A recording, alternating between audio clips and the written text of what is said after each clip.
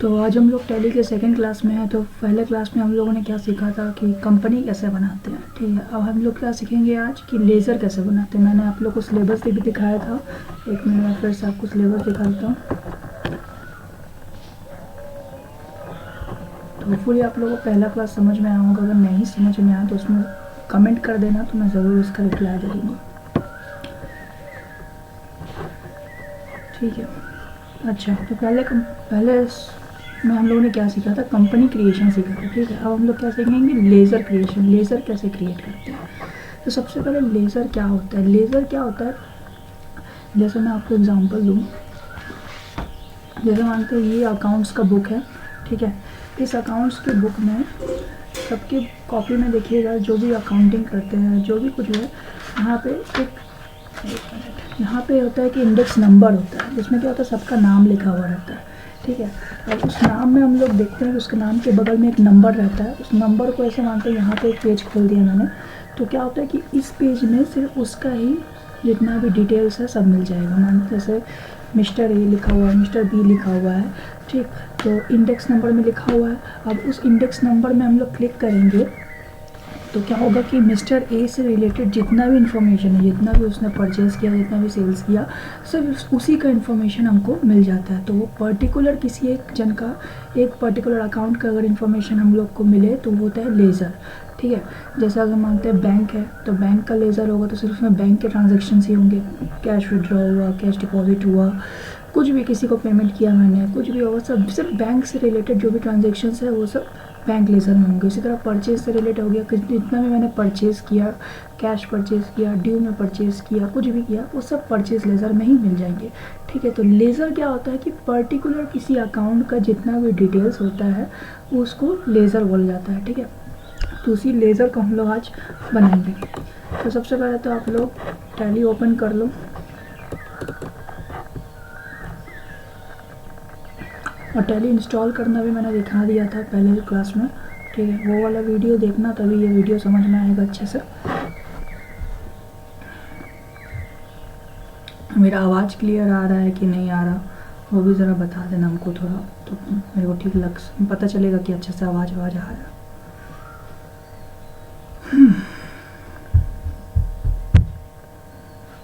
इसको ओपन होने देता तब तक मैं इसको थोड़ा पॉज कर देता हूँ। अच्छा, नहीं ओपन हो गया है, चलो ठीक है, पॉज करने देते हैं, ठीक।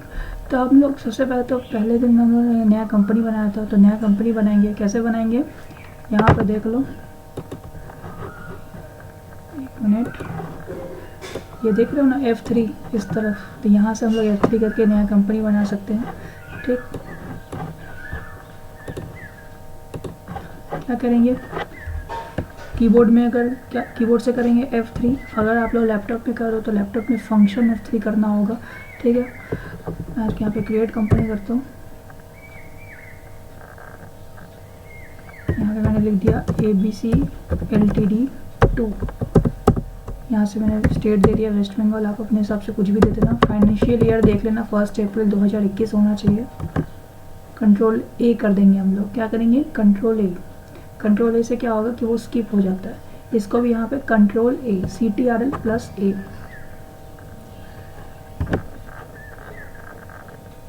ठीक। अब जैसे देखो यहाँ पे मैंने करने के बाद यहाँ पे देखो फाइनेंशियल ईयर चेंज नहीं हुआ। एक मिनट में दिखा देता हूँ, ये देख रहे हो ना, ये जो है ये फाइनेंशियल ईयर चेंज नहीं हुआ, यहाँ पे ना करेंट पीरियड चेंज हुआ है, ना करेंट डेट चेंज हुआ है, ठीक है। तो इस सबको हमको चेंज करना पड़ता है। कैसे चेंज करेंगे, तो यहाँ पे हम लोग करेंगे, सबसे पहले करेंगे Alt+F2 करेंगे। इससे क्या होगा कि ये जो ये चेंज होगा, ये वाला देख रहे हैं ना, ये चीज़ चेंज होगा, करेंट पीरियड चेंज होगा, ठीक। और करेंट डेट को चेंज करने के लिए हम लोग सिर्फ F2 करेंगे, ओनली F2, ठीक है। तो इससे क्या चेंज होगा, करेंट डेट चेंज होगा। अच्छा, तो यहाँ पे हम लोग Alt+F2 करते हैं, कर दिया।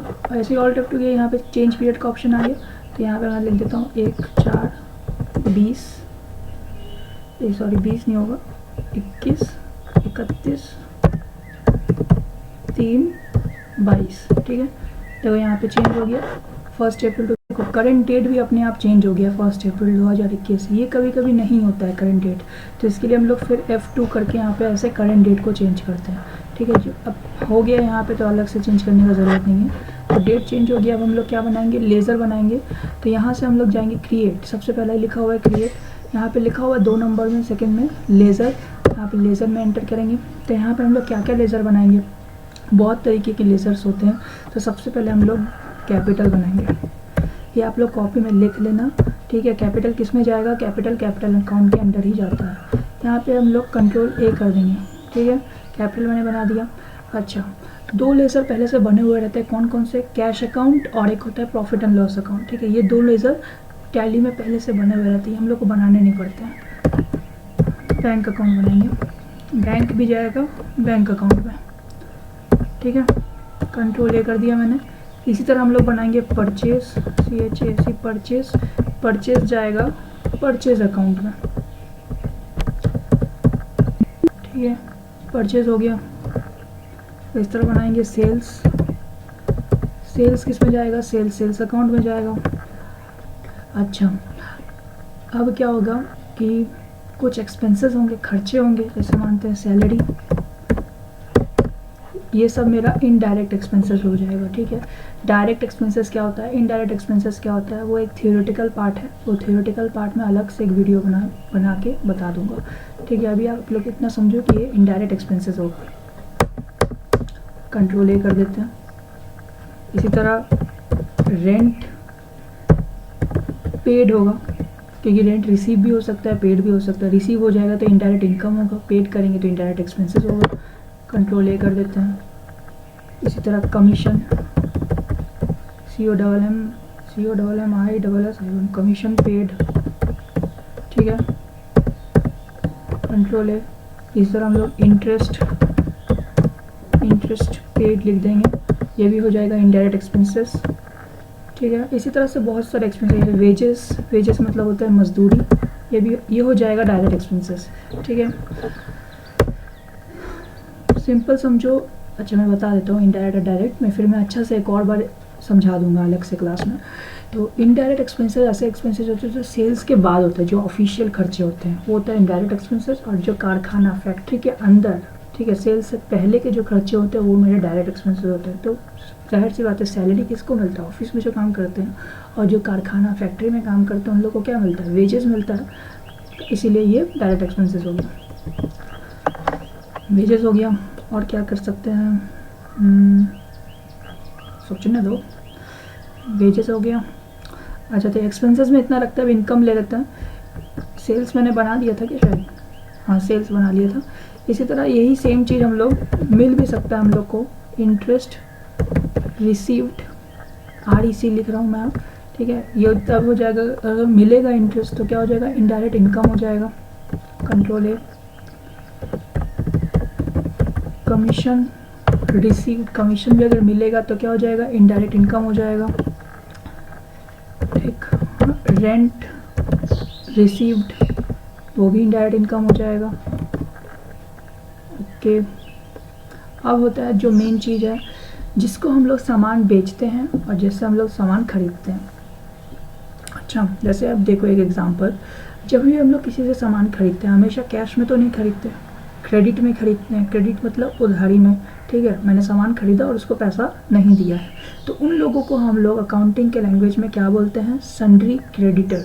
ठीक है, मतलब मैंने उससे परचेज किया लेकिन उसको पैसा नहीं दिया। ठीक है, उसको पैसा देना भी बाकी है, तो वो हमारे हो जाते हैं सन्ड्री क्रेडिटर्स। सन्ड्री मतलब बहुत सारे। ठीक है, क्रेडिटर्स मतलब परचेज किया मैंने और उसको पेमेंट करना भी बाकी है, तो ये मेरे क्या हो जाएंगे, लायबिलिटी, दायित्व। ये भी मैं समझाऊंगा धीरे धीरे करके कि 5 मॉडर्न रूल क्या है, वो भी मैं धीरे धीरे करके सब समझाऊंगा। अभी आप लोग प्रैक्टिकल थोड़ा थोड़ा समझो, फिर थियोरेटिकल में अच्छा से आप लोग को बता दूंगा। तो ये हो जाएगा मेरा सन्ड्री क्रेडिटर। ठीक है, maintain bill bye bill option को यस रखेंगे। यस क्यों रखेंगे, क्योंकि ये आज एक सामान खरीदेगा, फिर अगला दिन फिर से सामान आज मैं उससे सामान खरीदूंगा, फिर अगला दिन उससे फिर सामान खरीदूंगा। आज मैंने 10,000 का सामान खरीदा, नेक्स्ट दिन 15,000 का सामान खरीदा, फिर 10,000 का। तो इससे क्या होगा कि 10, 15, 10 ये तो ऐड होगा ना, प्लस होगा सब। तो अगर टमाटर कितना हो गया, 10, 15, 25 और 35,000 हो गया, ये तो प्लस होगा। ठीक है, तो अगर इस ऑप्शन को येस नहीं रखेंगे ना, नो रखेंगे, तो फिर वो जो कैलकुलेशन है उसमें मिसमैच आ सकता है। इसलिए maintain bill bye bill option को हम लोग येस करेंगे। कंट्रोल ए कर देते हैं। अब इसी तरह का इसका एक ऑपोजिट होता है। अब हमेशा तो हम सामान क्रेडिट में परचेज नहीं करेंगे, हमको भी बेचना होगा किसी को सामान उधारी में। ठीक है, तो उस समय उसको बोला जाता है सन्ड्री डेटर, मतलब मैंने सेल्स किया, बेच दिया सामान, लेकिन उससे पैसा नहीं दिया, उधारी में सामान बेचा, क्रेडिट सेल्स। तो उन लोग को बोलते हैं डेटर, DEBTOR, डेटर्स। ठीक है, अच्छा, इन लोग से हम लोग पैसा पाते हैं, इन लोग को पैसा लेना है हम लोग को। ये मेरे हो जाते हैं एसेट्स, संपत्ति। ठीक, यहाँ पे लिख देंगे सन्ड्री डेटर। तो क्रेडिटर्स को पैसा देना होता है और डेटर्स से पैसा लेना होता है। ठीक है, इसमें भी maintain bill bye bill option yes रहेगा। पता है आप लोगों को क्यों येस रहेगा, सेम क्रेडिटर में जैसे मैंने कहा। कंट्रोल ए, डेटर हो गया। ओके, और क्या लेज़र बना सकते हैं हम लोग, तो फिलहाल इतना ही लेज़र रखते हैं। ठीक है, अब जितना मैंने लेज़र बनाया उन सब लेज़र को हम लोग चेक कहाँ से करेंगे, तो यहाँ पे हम लोग एस्केप करते हैं। यहाँ पे लिखा हुआ है charts of account, charts of account में जाएंगे, लेज़र में जाएंगे, यहाँ पे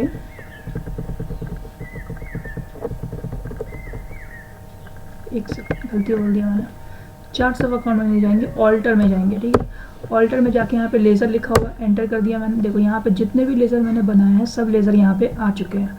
ठीक है, अब किसी भी लेज़र में अगर मैं एंटर मारता हूँ, जैसे मैंने सैलरी में एंटर किया, तो यहाँ पे ये खुल गया उसका डिटेल्स। तो यहाँ से मैं उसको चेंज भी कर सकता हूँ, कुछ अगर मिस्टेक हो गया तो यहाँ से हम लोग चेंज कर सकते हैं। ठीक है, तो क्रिएट से हम लोग बना सकते हैं, क्रिएट से बनाएंगे, क्रिएट करेंगे, और ऑल्टर से उसको चेंज कर सकते हैं। सेम जैसे कंपनी में था, क्रिएट कंपनी करेंगे और ऑल्टर कंपनी करेंगे तो चेंजेस हो सकता है। ठीक है, तो क्रिएट और ऑल्टर यहाँ से हम लोग लेज़र बनाते हैं। ठीक है, तो कोई दिक्कत, कोई परेशानी, अगर कुछ परेशानी हो, कुछ भी डाउट हो तो उसको कमेंट सेक्शन में कमेंट करना, तो मैं ज़रूर उसका रिप्लाई कर दूंगा। ठीक है, तो एक बार फिर से मैं क्विक बता देता हूँ। क्रिएट करेंगे, यहाँ पे एक शॉर्टकट की भी है। देखो सबके सामने ना सी लिखा हुआ ना, सी के सामने देखो ये ब्लू कलर में है, ये ए में है, एच में, ये सब शॉर्टकट की है। हॉट की बोल सकते हैं, शॉर्टकट की नहीं हॉट की बोलेंगे। यहाँ पे सी प्रेस करेंगे, सी प्रेस करने से यहाँ पे ये ऑप्शन आ जाएगा। अब लेज़र में चल गए, यहाँ से मैं लेज़र बना दूंगा। तो मैंने क्या क्या लेज़र बनाया वो उसको देखने के लिए ऑल्टर में जाएंगे, तो ए प्रेस करेंगे तो ऑल्टर खुल जाएगा। ठीक, यहाँ पे लेज़र में चल गया। तो देखो यहाँ पे मैंने बैंक बनाया, कैपिटल बनाया, कैश पहले से बना हुआ रहता है। ठीक है, कैश किस में जाता है, कैश इन हैंड अकाउंट में जाएगा। अच्छा, एक और बना हुआ देखो, extra profit and loss account, ये भी मैंने बोला था कि ये पहले से बने हुए रहते हैं ये दोनों। तो profit and loss account under primary रहता है, और ये under income expenses account no रहेगा। ये कुछ करना नहीं पड़ेगा, अपने आप पहले से बना हुआ रहता है। ठीक है, तो फिर रेंट पेड बनाया, जितना भी हम लोग पेमेंट करेंगे ऑफिशियल पेमेंट होगा तो वो इनडायरेक्ट एक्सपेंसेस, जितना भी हम लोग फैक्ट्री रिलेटेड खर्चा करेंगे, एक्सपेंसेस करेंगे, वो मेरा डायरेक्ट एक्सपेंसेस।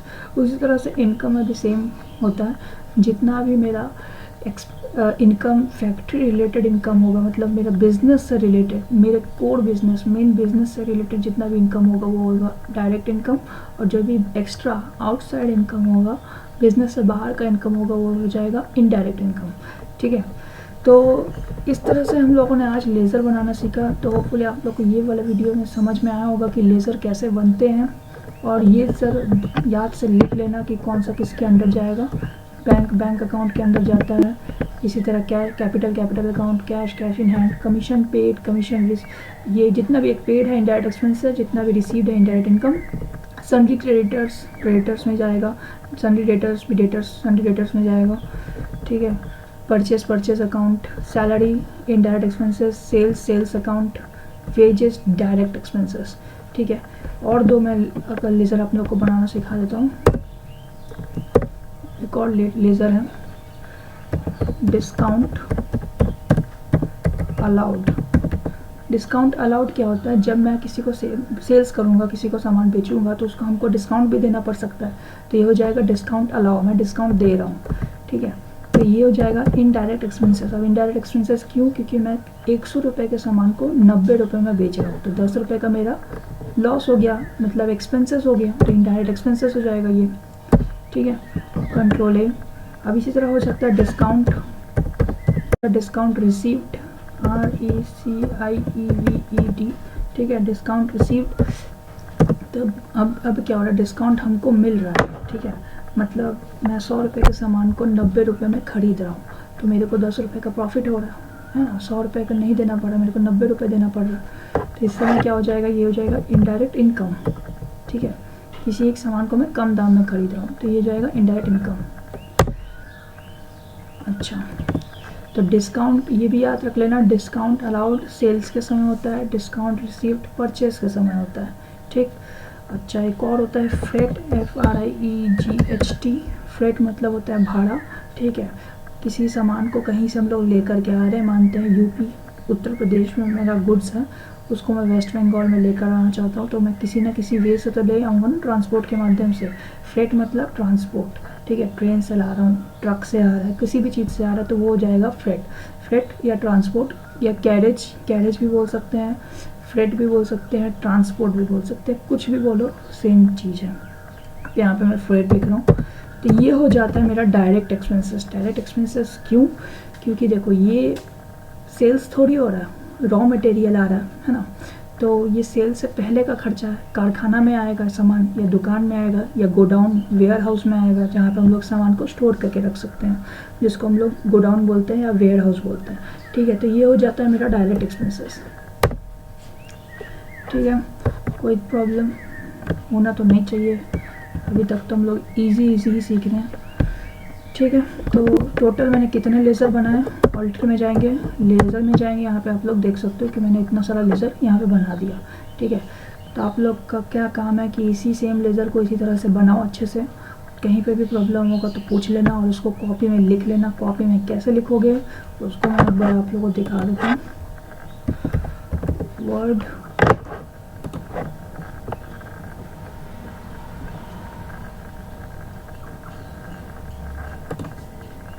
देखो कॉपी में आप लोग एक पेज बनाओ जिसमें आप लोग यहाँ पे लिखो, हेडिंग क्या देख सकते हो, हेडिंग कोई देने का ज़रूरत नहीं है, यहाँ पे आप लोग लिखो लेज़र,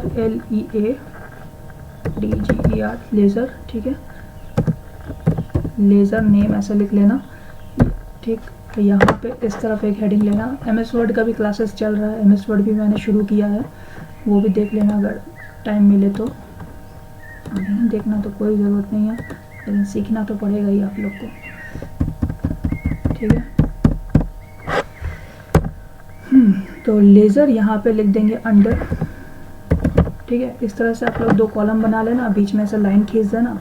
कैसे लाइन खींचेंगे, कॉपी में जैसे हम लोग बनाते हैं, यहाँ पे मैं एग्जाम्पल फॉर्मेट में आपको बता दे रहा हूँ।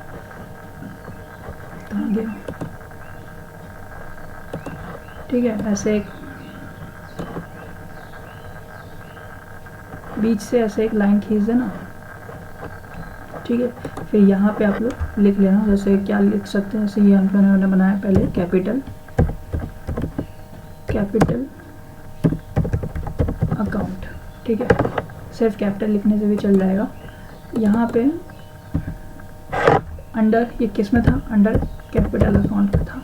ठीक है, अंडर कैपिटल अकाउंट। इसी तरह परचेज किस अकाउंट में था, परचेज अकाउंट में था। इस तरह से आप लोग एक चार्ट बना लोगे तो क्या होगा, आप लोग याद भी रहेगा, और कहीं पे भी कोई भी लेज़र में प्रॉब्लम आएगा ना, तो ये पेज खोलोगे तो आप लोग को दिख जाएगा।